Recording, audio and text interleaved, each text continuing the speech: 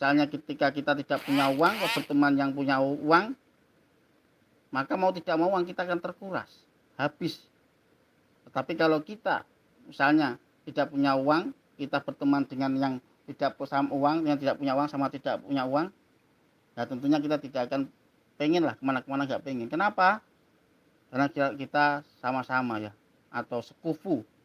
Jadi punya teman itu memang enak, kadang sekufu ya. Sekufu apa? Setingkat.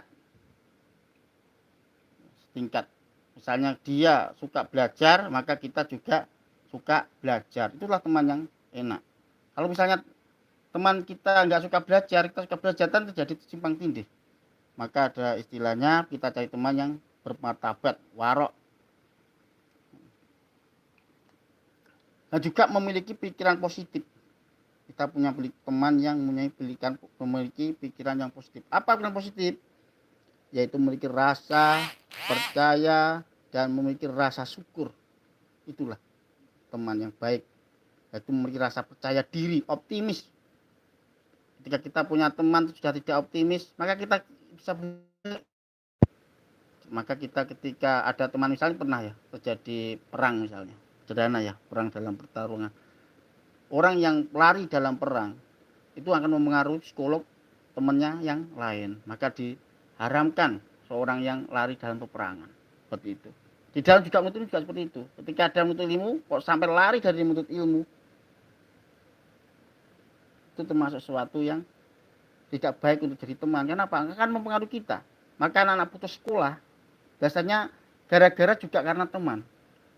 Anaknya yang temannya yang baik itu putus sekolah, akhirnya dia juga putus sekolah karena melihat apa? Melihat temannya tadi.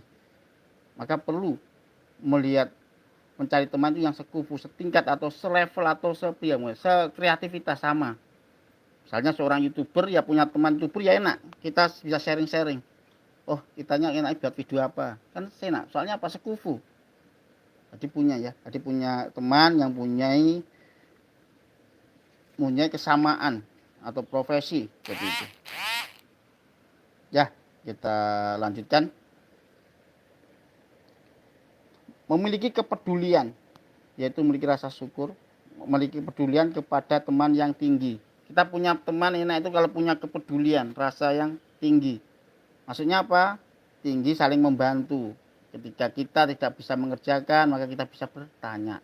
Tapi kalau teman kita tidak mau bertanya, ketika dikasih pertanyaan tidak mau menjawab, kan susah itu. Jadi kita punya teman yang punya solidaritas tinggi. Jadi mencari teman yang memiliki semangat dalam menuntut ilmu, itu sangat enak sekali ya. Selanjutnya, memiliki teman yang memiliki pengetahuan dan pengalaman yang luas. Itu penting ya, untuk mencari teman yang memiliki pengetahuan dan pengalaman yang luas. Untuk apa? Supaya mendorong kita, memotivasi kita di dalam menuntut ilmu. Selanjutnya, mencari teman yang memiliki dukungan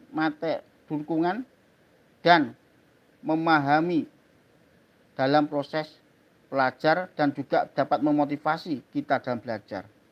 Itu tadi ya.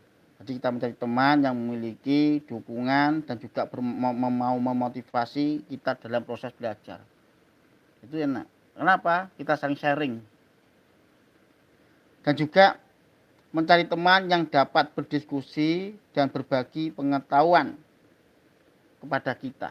Jadi punya teman ya yang bisa berdiskusi dan juga yang mau berbagi pengetahuan. Tapi kalau teman tidak mau berbagi pengetahuan, ya susah itu jadi teman untuk belajar. Maka ada belajar kelompok seperti itu ya, untuk supaya kita di dalam belajar mampu apa? Mampu memahami suatu pelajaran yang kita belajar di dalam menuntut ilmu. Ya, itu saja ya pada pagi hari ini tentang cara mencari teman dalam menuntut ilmu. Apabila ada salah dan khilaf, saya mohon maaf yang sebesar-besarnya. Dari saya, Fahrul Takwim, saya akhiri.